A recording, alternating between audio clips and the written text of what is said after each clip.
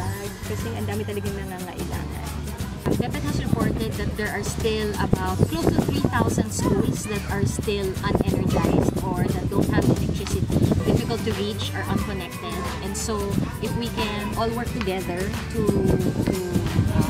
reach out to those 3,000 schools, then at least those 3,000 schools have a fighting chance for their students.